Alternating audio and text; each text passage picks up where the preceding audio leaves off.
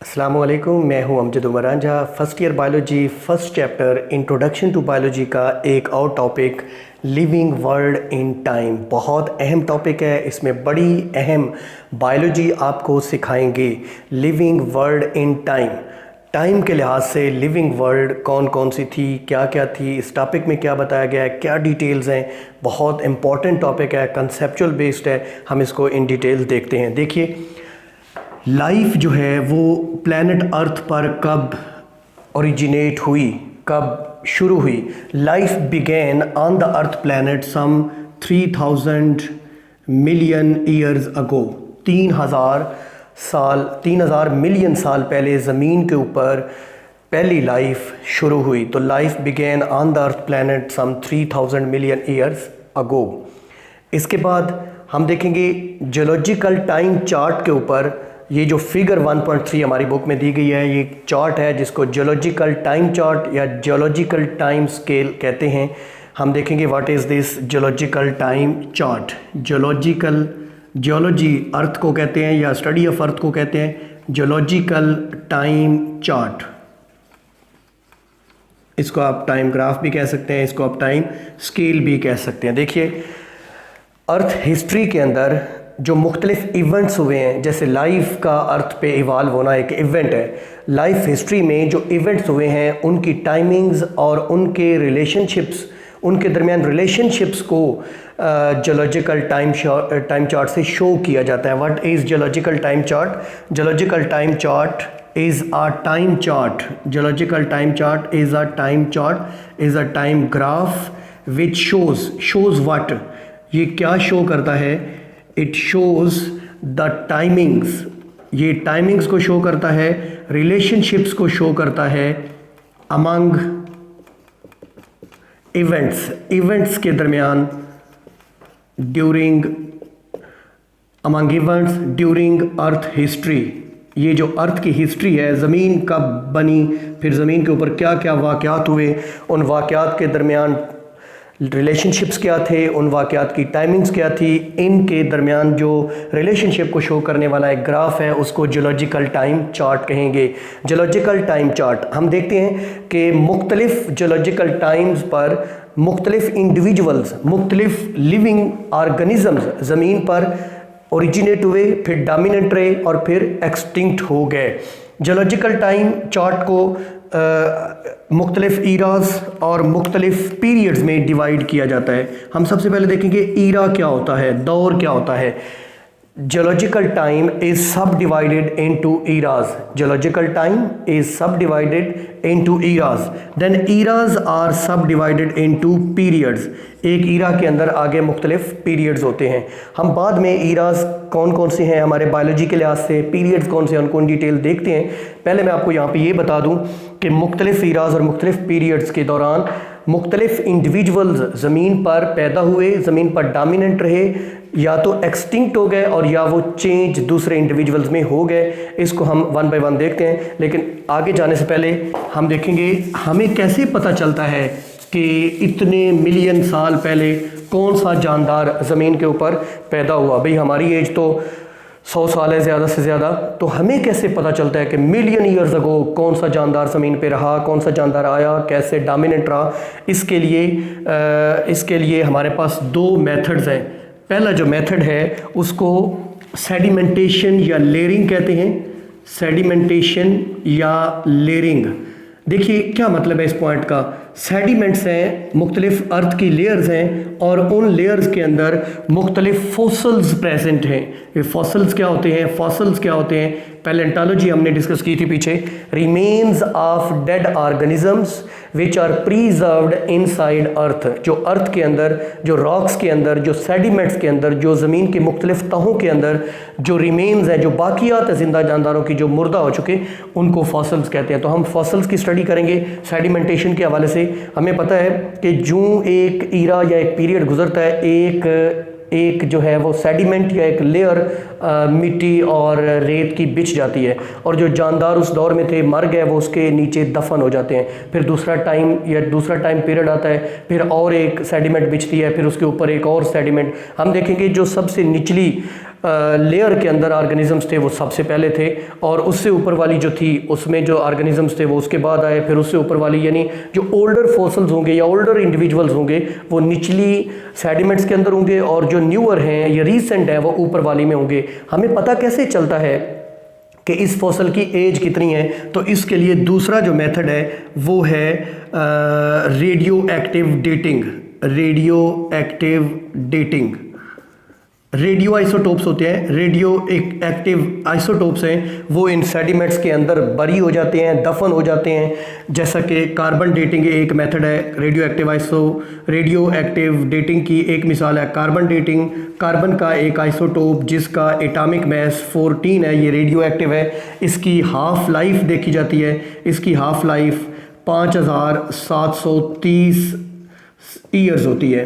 तो देखा जाता है कि हाफ लाइफ मीन्स वो ड्यूरेशन, वो पीरियड जिसके दौरान किसी आइसोटोप की आधी मिकदार दूसरे आइसोटोप्स या दूसरे एटम्स के अंदर कन्वर्ट हो जाए, उसको हाफ लाइफ कहते हैं। तो हमें मालूम है कार्बन 14 रेडियो एक्टिव है, इसकी हाफ लाइफ इतनी है। तो हम देखेंगे कि कार्बन की अमाउंट कितनी है। ओल्डर सेडिमेंट्स के अंदर डेफिनेटली कम होगी क्योंकि कार्बन दूसरे एलिमेंट्स के अंदर कन्वर्ट हो चुका होगा, दूसरे आइसोटोप्स के अंदर कन्वर्ट हो चुका होगा। तो इस कार्बन की अमाउंट को मैयर करके हमें मालूम हो जाएगा कि किस सेडिमेंट की या किस सेडिमेंट के अंदर दफन जानदारों की एज कितनी है, ये फॉसल कितना पुराना है। ये दो तरीके हैं। अब हम देखते हैं कौन कौन से ईराज और कौन कौन से पीरियड्स इंपॉर्टेंट हैं लिविंग वर्ल्ड इन टाइम के अंदर। देखिए दो तरीके हैं जी इनको स्टडी करने के। एक है क्रोनोलॉजिकल आर्डर।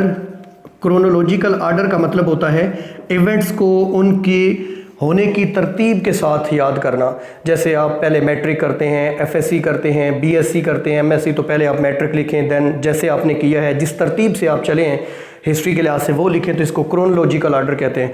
और अगर आप सबसे पहले रीसेंट इवेंट लिखें तो उसको कहते हैं रिवर्स क्रोनोलॉजिकल आर्डर। तो हम क्रोनोलॉजिकल आर्डर में ईराज को देखेंगे। देखिए 4 ईराज हैं जो अर्थ को 4 यानी टाइम ऑन अर्थ को जो लाइफ का टाइम है उसको 4 ईराज में डिवाइड किया गया है।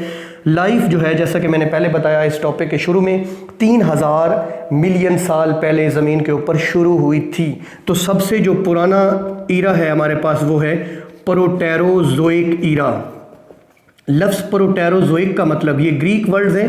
प्रोटेरो का मतलब होता है अर्लियर और जोइक का मतलब होता है एनिमल, यानी प्रोटेरोजोइक ईरा जो है ये अर्लियर एनिमल्स हैं। देखिए ये तकरीबन 2000 मिलियन ईयर्स अगो जो ईरा था वो प्रोटेरोजोइक ईरा उसको कहा गया है, यानी अर्लियर एनिमल्स यहाँ पर थे।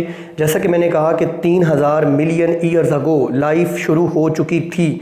तो 2000 मिलियन ईयर्स अगो यानी 1000 मिलियन साल गुजरने के बाद यहाँ पर मेटाजोआ यानी 2 बड़ी जो एनिमल्स की डिवीजन्स हैं, एक प्रोटोजोआ जो फर्स्ट एनिमल्स या प्रिमिटिव एनिमल्स और दूसरे मेटाजोआ जो एडवांस एनिमल, वो यहाँ पे इवाल्व हो चुके थे इस प्रोटेरोजोइक ईरा के दरमियान या दौरान। इसके बाद जो ईरा आता है वो है पैलियोजोइक ईरा। दूसरा जो ईरा हम देख रहे हैं लाइफ के हवाले से पैलियोजोइक ईरा। लफ्ज़ पैलियोजोइक अगेन ग्रीक लैंग्वेज का है।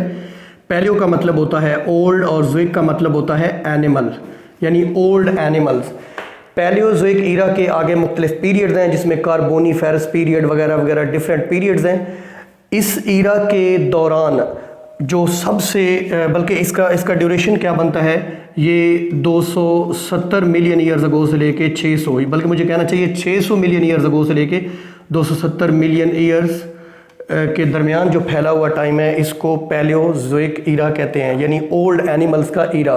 बड़ी इंपॉर्टेंट बात, इस ईरा में कौन से लिविंग ऑर्गेनिज्म ज़मीन के ऊपर डोमिनेंट थे। अगर हम एनिमल्स में देखें तो यहाँ पर एम्फीबियंस डोमिनेंट थे। एम्फीबियंस एनिमल्स के अंदर एम्फीबियंस का ये दौरा है जिसको पैलियोजोइक ईरा कहते हैं। प्लांट्स में देखें तो फर्न्स यहाँ पर डोमिनेंट रहे इस ड्यूरेशन में। ये आपने एमसीक्यूज़ के लिए भी याद कर लेना है कि पैलियोजोइक ईरा में एम्फीबियंस, एनिमल किंगडम में एम्फीबियंस डोमिनेंट थे और प्लांट किंगडम में फर्न्स डोमिनेंट थे। एम्फीबियंस के अलावा यहाँ पे रेप्टाइल्स ओरिजिनेट हो रहे थे, पैदा हो रहे थे, और फर्स्ट मैमल भी इसी दौर में पैदा हो चुका था। और प्लांट्स की तरफ देखें तो यहाँ पे जिम्नोस्पर्म्स ओरिजिनेट हो रहे थे। जिम्नोस्पर्म्स ओरिजिनेट हो रहे थे। तो ये बेसिकली फन्स और एम्फिबियंस का दौर है, और रेप्टाइल्स और मैमल्स पैदा हो रहे थे और जिम्नोस्पर्म्स पैदा हो रहे थे। इसके बाद है तीसरा ईरा जिसको बोलते हैं मीजोजोइक ईरा। मीजोजोइक ईरा तीसरा क्रोनोलॉजिकल आर्डर से अगर हम देखें तो मीजोजोइक ईरा। मीजो का मतलब होता है मिडल और जोइक का मतलब होता है एनिमल। ये है जी तकरीबन 135 से लेकर 270 मिलियन ईयर्स के दरमियान फैला हुआ duration. Mesozoic era, middle, animals. Basically Mesozoic era के अंदर मुख्तलिफ पीरियड्स हैं, जैसे जुरासिक पीरियड। आपको मालूम है जुरासिक वर्ल्ड के ऊपर मूवीज़ भी हैं हॉलीवुड की। तो जुरासिक पीरियड जो मीजोजोइक ईरा के अंदर था, यहाँ पर एनिमल्स में सबसे डोमिनेंट ज़मीन के ऊपर जो एनिमल्स थे वो थे रेप्टाइल्स, और प्लांट्स में देखा जाए तो सबसे डोमिनेंट थे जिम्नोस्पर्म्स। आपको मालूम है पीछे हमने जिम्नोस्पर्म्स, जिम्नो का मतलब होता है नेकेड और स्पर्म का मतलब होता है सीड, यानी इनके नेकेड सीड्स होते हैं। अभी एंजियोस्पर्म्स यहाँ पे पैदा हो रहे हैं। एंजियोस्पर्म्स यानी जिनका सीड जो है वो कवर्ड होता है, बंद होता है, वो यहाँ पे पैदा हो रहे हैं। इनको फ्लावरिंग प्लांट्स भी कहते हैं। फ्लावरिंग प्लांट्स यहाँ पे ओरिजिनेट हो रहे हैं इस ड्यूरेशन में, जबकि जिम्नोस्पर्म्स यहाँ पे हाईली डोमिनेंट प्लांट्स हैं। और अगर इधर देखा जाए तो यहाँ पे बर्ड्स भी ओरिजिनेट हो रहे हैं, यहाँ पे मैमल्स की भी डाइवर्सिटी पैदा हो रही है, यहाँ पे दूसरे इन्वर्टिब्रेट्स जो एनिमल्स हैं यानी फिशेस वगैरह उनकी भी वैरायटी पैदा हो रही है, लेकिन रेप्टाइल सबसे ज़्यादा डोमिनेंट है। ख़ास तौर पे यहाँ पे जो मेंशन करना चाहिए वो हैं डायनासोर्स। इस दौर में अगर आप वापस चले जाएं तो ज़मीन के ऊपर आपको ढेरों डायनासोर्स मिलेंगे। ये था मेसोजोइक ईरा। अब हम देखेंगे सीनोजोइक ईरा, जो कि रीसेंट मोस्ट ईरा है। चौथे नंबर पे जो अर्थ हिस्ट्री को डिवाइड किया गया, सीनोजोइक ईरा। ये सीनोजोइक ईरा, सीनो का मतलब है रीसेंट यानी बिल्कुल मुस्तकबिल करीब में, सॉरी माजी करीब में, और जोइक का मतलब है animal. Cenozoic era 70 million years ago. इसके अंदर भी मुख्तलिफ पीरियड्स हैं, जैसे ट्राइएसिक पीरियड है, क्वाटरनरी पीरियड है। बड़ी इंपॉर्टेंट बात, सीनोजोइक ईरा में ज़मीन के ऊपर सबसे डोमिनेंट कौन से ऑर्गेनिज्म, ये आज का पीरियड भी इसी में काउंट होगा, मैमल्स सबसे डोमिनेंट्स हैं। और प्लांट्स में देखा जाए तो एंजियोस्पर्म्स, जैसा कि मैंने पीछे बताया कि एंजियोस्पर्म का मतलब होता है कवर्ड सीड, ये इनको फ्लावरिंग प्लांट्स भी कहते हैं। ज़मीन के ऊपर आज highly successful, the most successful जो प्लांट्स हैं वो एंजियोस्पर्म हैं, और जो मोस्ट सक्सेसफुल एनिमल्स हैं वो मैमल्स हैं। ये वो पीरियड है, ये वो ईरा है सीनोजोइक ईरा, जिसके क्वाटरनरी पीरियड में, बड़ा इंपॉर्टेंट पॉइंट मैं आपको यहाँ बताने जा रहा हूँ, क्वाटरनरी पीरियड में ह्यूमन बीइंग इवाल्व हुआ। क्वाटरनरी पीरियड, इस सीनोजोइक ईरा के दौरान ह्यूमन बीइंग ज़मीन पे आया। और आपको मालूम है इंसान के गलबे का, आपको मालूम है आज ज़मीन के ऊपर गालिब है, सबसे गालिब मखलूक है, सबको पछाड़ दिया है, किसी को रहने की इजाज़त नहीं दे रहा और अपनी हुकूमत कायम कर ली है। लेकिन एक और बात आपको मैं बताता चलूँ कि ये जो मोस्ट रीसेंट ईरा है, इस दौरान बाकी बहुत सारी स्पीशीज़ भी एग्जिस्ट कर रही हैं, जैसे एंजियोस्पर्म्स के अलावा जिम्नोस्पर्म्स भी हैं, जैसे कोनीफर्स, वो भी एग्जिस्ट कर रहे हैं। फन्स जो कि एस्पर्मेटोफाइट्स हैं, जिनमें जो नॉन सीडेड प्लांट्स हैं, एस्पर्मेटोफाइट्स में नॉन सीडेड प्लांट्स, वो भी एग्जिस्ट कर रहे हैं। लेकिन सबसे डोमिनेंट, सबसे डोमिनेंट का मतलब क्या है, जो हर तरह के एनवायरनमेंट को एक्सप्लॉइट करता है, जो हर तरह के हैबिटेट में ग्रो कर सकता है, और दूसरी बात उसकी तादाद सबसे ज़्यादा होती है, तो वो एंजियोस्पर्म्स हैं, फ्लावरिंग प्लांट्स हैं। और एनिमल्स में देखा जाए तो मैमल्स, और मैमल्स में भी सबसे ज़हीन तरीन एनिमल ह्यूमन बीइंग जो है वो ज़मीन के ऊपर आज मौजूद है। सबसे बाद में आने वाला ये इंसान सबके ऊपर गलबा पा चुका है। इसने पहाड़ों, दरियाओं, समंदरों, झीलों, जानवरों, हैवानात, नबातात, हर चीज़ पे गलबा पा लिया है और किसी को ज़मीन पे टिकने नहीं दे रहा। समझता है कि ये ज़मीन मेरी है, मुझे ग्रांट की गई है, मुझे यहाँ रहने का हक़ है। तो ये था हमारा टॉपिक, हमने पढ़ा लिविंग वर्ल्ड इन टाइम। यहाँ पे एक चीज़ मैं और बताता चलूँ कि टेम्पोरल स्पीशी एक लफ्ज़ यूज़ होता है, टेम्पोरल स्पीशी, फिर मैं समरी बताऊँगा।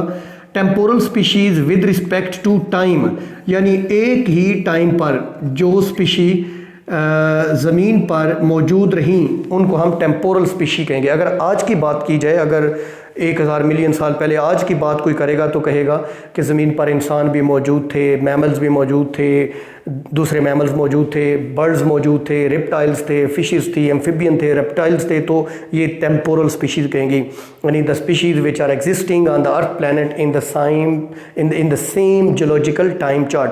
हमने लिविंग वर्ल्ड इन टाइम देखा, इसमें हमने जियोलॉजिकल टाइम चार्ट को डिफ़ाइन किया। इसके अंदर हमने मुख्तलिफ ईराज़ देखे, मुख्तलिफ पीरियड्स देखे, और हमने कहा कि मुख्तलिफ ईराज़ और पीरियड में मुख्तलिफ लिविंग ऑर्गेनिजम्स आए और डोमिनेंट रहे और फिर ख़त्म हो गए या दूसरे जानदारों में कन्वर्ट हो गए। हमने 4 ईराज़ को क्रोनोलॉजिकल आर्डर्स यानी उनकी अकरिंग के लिहाज से देखा। सबसे पहला जो ईरा था प्रोटेरोजोइक ईरा, जिसका मतलब है अर्लियर एनिमल्स ईरा, फिर Paleozoic era, old animals era, उसके बाद Mesozoic era, middle animals era, और लास्ट पर हमने सीनोजोइक ईरा, रीसेंट ईरा, जिसमें हमारा भी इर्तिका हुआ, हम भी ज़मीन पर पैदा हुए और हमें सेरिब्रम मिला, हमें इंटेलिजेंस मिली, और हमने उस इंटेलिजेंस की बुनियाद पर अक्लो खिरद के बलबूते पर ऐसा गिरा कि फिर ना संभला। हमने वो इवाल्व किया कि हमने सब पर गलबा पा लिया। मज़ीद लेक्चर के लिए इंतज़ार कीजिए।